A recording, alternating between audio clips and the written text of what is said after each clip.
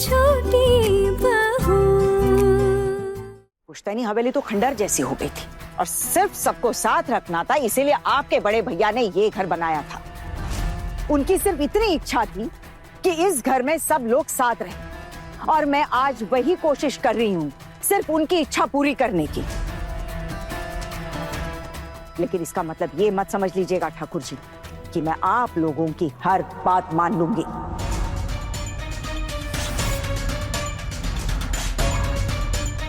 बड़ी मामी, आप मेरी माँ से इस तरह बात नहीं कर सकती हैं। बस बोल तू। जब दो बड़े बात कर रहे हैं तो तुझे बीच में बोलने की जरूरत नहीं है।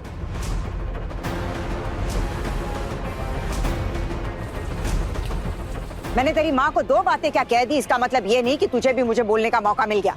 जब तू पैदा भी नहीं हुआ था तब से तेरी माँ को पहचानती और तब से इनका ख्याल रख रही हूं मैं।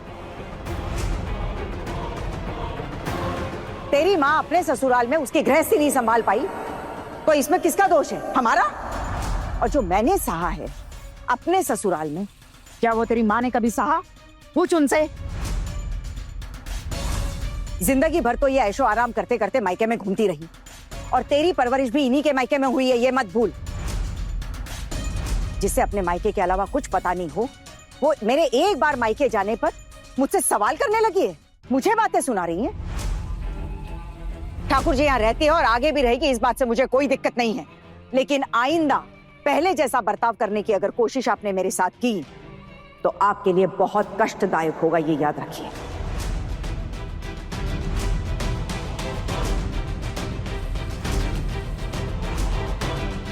सब समझ में आ रहा है बाकी? अब सब कुछ साफ साफ दिख रहा है कि कौन आपके दिल में हमारे खिलाफ जहर घोल रहा है। अब सब कुछ साफ हो गया। जहर किसी ने नहीं घोला है। अगर इस घर में कोई जहर घोल रहा है तो वो आप है ठाकुर जी।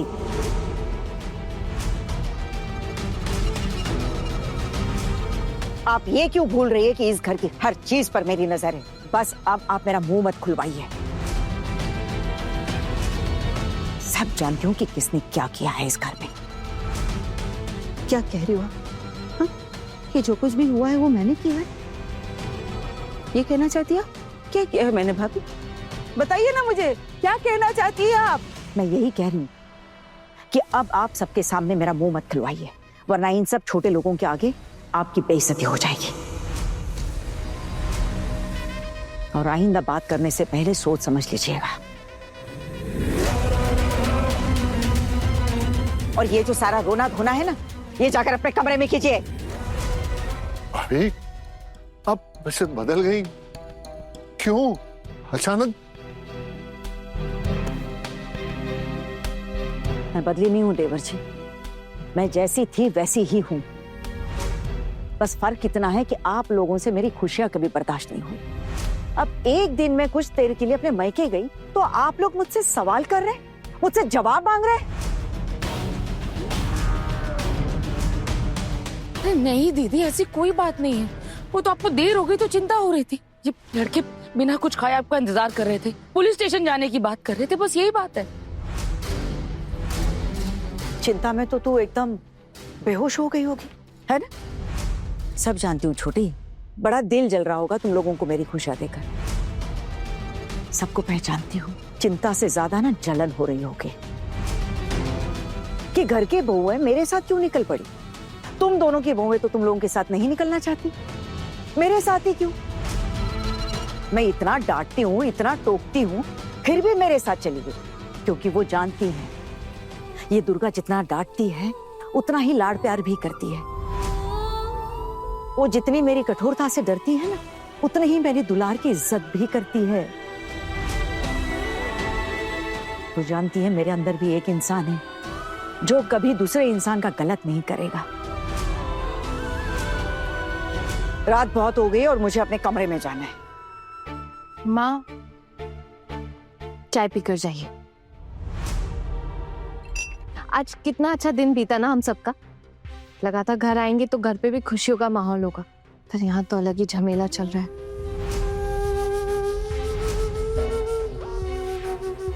माँ, आप ये सारी बातें ना भूल जाइए अभी, और आप पूरे दिन को याद कीजिए। आज लगभग आपकी 10 साल उम्र कम हो गई है। और जानती है क्यों? क्योंकि आज आप बहुत खुश थी, इसीलिए। पिशिमा और चाची जी कभी आपके साथ जाना चाहे तो इन्हें भी अपने साथ ले जाना माँ, फिर शायद इन्हें भी समझ आए। खबरदार, इतनी हिम्मत दिखाने की जरूरत नहीं है। इतनी हिम्मत तुझ में आती कहां से है? और हमारे पास कोई और काम नहीं है क्या? जहां अब तक नहीं गए वहां आप क्यों जाएंगे भला? मैं तो अपने मायके तक नहीं जाती। तेरे मायके तुझे पूछता ही कौन है छोटी? और फिर जाएगी भी कैसे अपने मायके? तुझे तो शादी के बाद ही पराया कर दिया तेरे मायके वालों ने। मेरे मायके वालों ने भी मुझे पराया कर दिया था, लेकिन मेरे ससुराल के चलते। तेरी तो कहानी ही अलग है छोटी। तेरे माँ बाबा के मरने के बाद उन्होंने तो तुझे कभी पूछा ही नहीं। तेरे भाइयों ने तुझे एक बार के लिए भी याद नहीं किया। तुझे तो बिल्कुल ही भूल गए बोलो, एक बार भी मायके नहीं बुलाया। और फिर मैंने तो तुझे कभी नहीं रोका वहां जाने से। लेकिन अब तू ही सोच, अब जाएगी तो जाएगी कहाँ? तेरे मायके वाले तो तुझे अपना मानते ही नहीं है। माँ, बड़ी माँ ने सही किया कि वो बाहर घूमने चली गई। मैं तो आपको भी कितनी बार कहता हूँ कि कभी समय निकालकर आप भी जाइए। क्या है ना माँ, अब आपकी भी उम्र हो चली है। अब आप अपनी खुशी के बारे में नहीं सोचेंगी तो फिर कब सोचेंगी?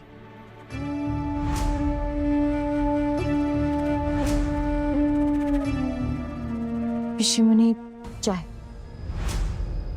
मैं तेरी हाथ की बनाई हुई चाय नहीं पीऊंगी। देखिए पिशिमा, अब अगर इस हिसाब से देखा जाए, जब आप मेरे हाथों से चाय नहीं पी रही तो आप मेरे हाथों का बना हुआ खाना भी नहीं खाएंगी।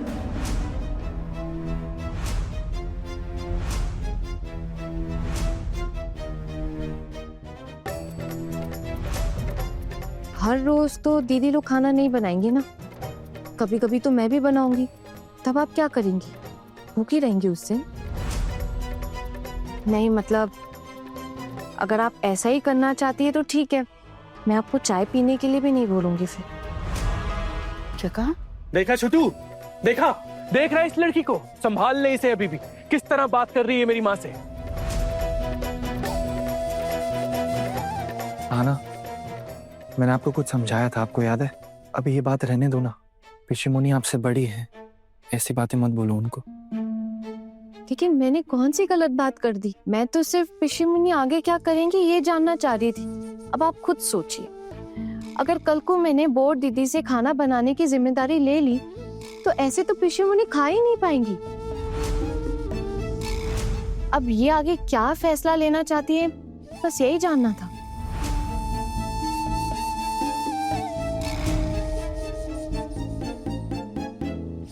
लीजिए, चाय पी लीजिए।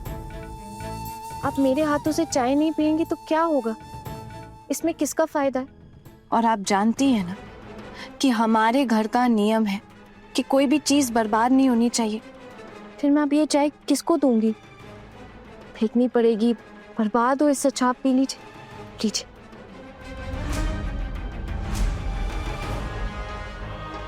प्लीज ले लीजिए।